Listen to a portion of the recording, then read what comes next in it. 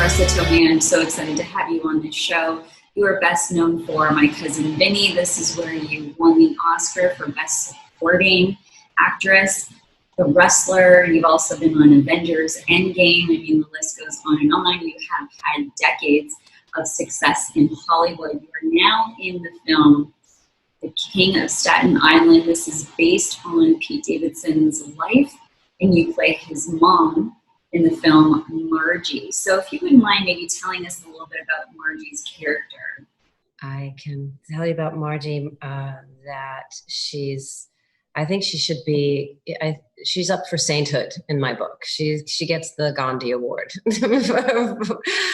So Amy Davidson should just, we should all be venerating her because her level of patience and by Amy, I mean the character that Margie is based on, has endless patience and a huge heart, and she's just fierce for her children. And I don't know, it was not easy doing some of those scenes where I felt like I was taking a lot of crap, and so I don't.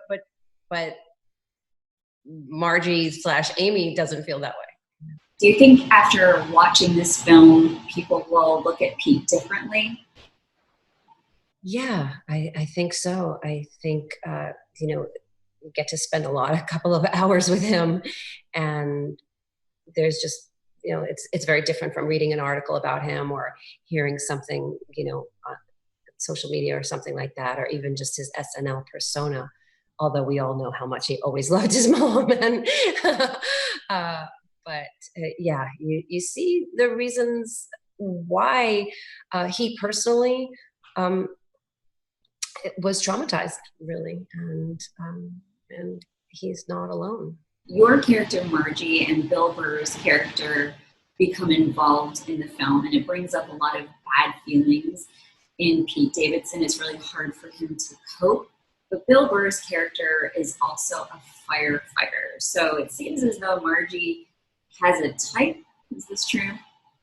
That was one thing that was kind of clear. It comes out in the movie too, like she has a type.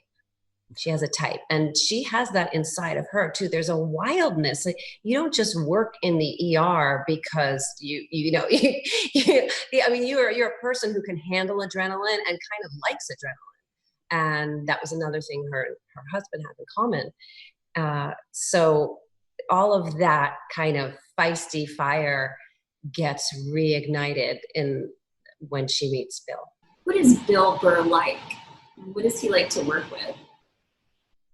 I loved working with Bill Burr because he's making me laugh all the time, but also he's a philosopher. He really likes to talk out his feelings and the issues of the day and get different perspectives on what's going on in the world. And there's always something really interesting to talk about with him. And it's very relaxing because he's just going on, and you're already like, you're creating this relationship and you just kind of melt right into the scene.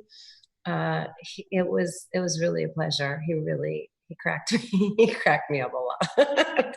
You've worked with Judd Apatow before on Trainwreck, and that starred Amy Schumer. And in fact, it was Amy Schumer who introduced you to Judd Apatow.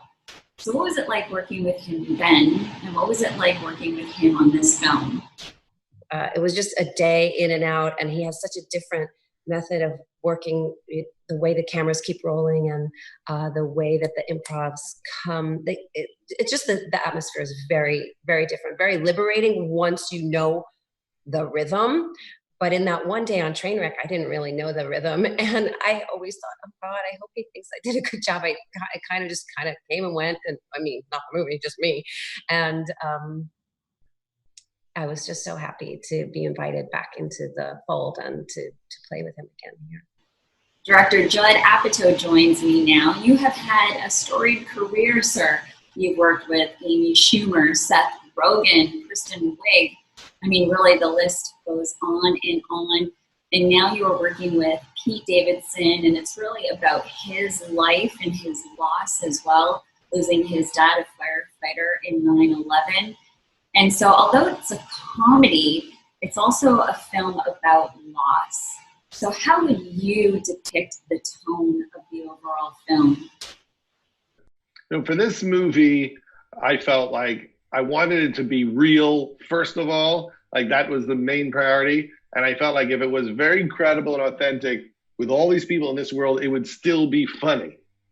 So it was meant to be, I guess, a drama with comedy. Usually it's a comedy with a drama. I flipped it. Why was it so important for you to shoot this film in Staten Island, specifically on the Staten Island Ferry? There's St. George Park, even the firehouse that was used. Why was that a really important feature? When we started working on the movie, the first thing we did is a location scout in winter.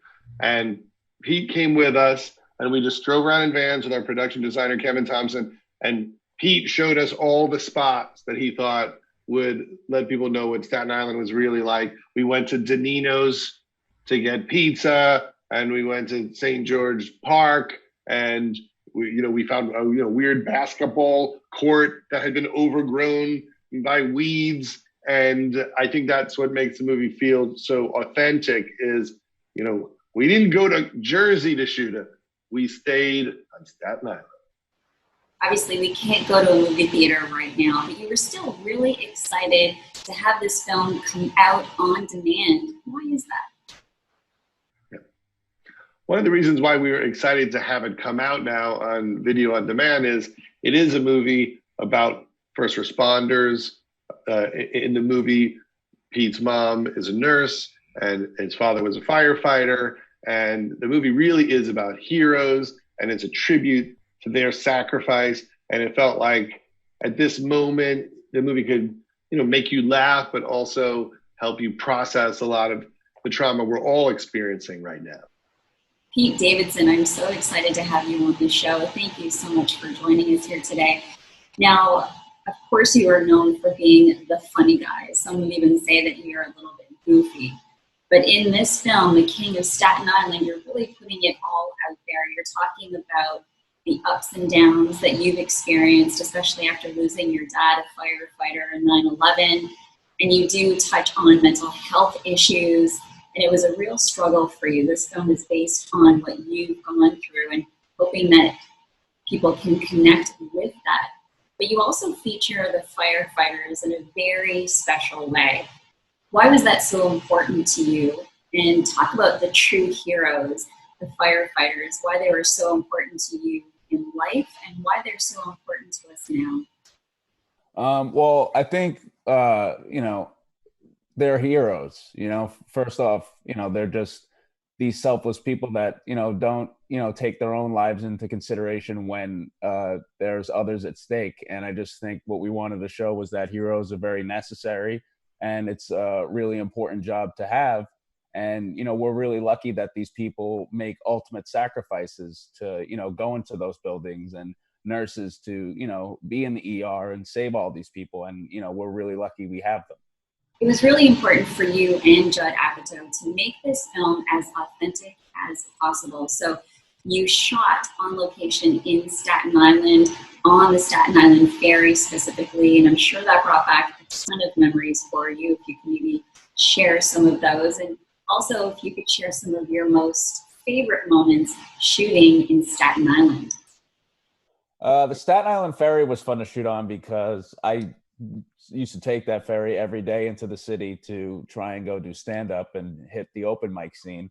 And it's just like a really beautiful, like almost unknown thing in New York, that you could just take this ferry for free and get the most beautiful view of the Statue of Liberty and the most beautiful view of the Manhattan skyline. And it's like, it's literally you entering Manhattan. It's like, it's really beautiful. My favorite thing that we shot in was the Staten Island Yankee Stadium, because I used to go there a lot as a kid to watch games, and, with my dad and with his friends and with my family. And, you go there to see concerts and the fireworks show. And it also has the most beautiful view of the Manhattan skyline. So a lot of things in Staten Island are truly beautiful. Now, why is this film such a great film to watch at home? It's a really great movie to watch at home with your family. And I think, it's an odd time to do it, but I'm proud that we're putting something nice and positive into the world. What are the 3 things you need to have on movie night? 3 must-haves. 3 things I must have with me on movie night is soda, Milk Duds, and popcorn. Thank you so much, Pete, for being on the show. And of course, a big thank you to Marisa Tomei and Judd Apatow. Again, it is the King of Staten Island, and it is on demand right now, so go check it out. I'm Sonia Sash. Till next time.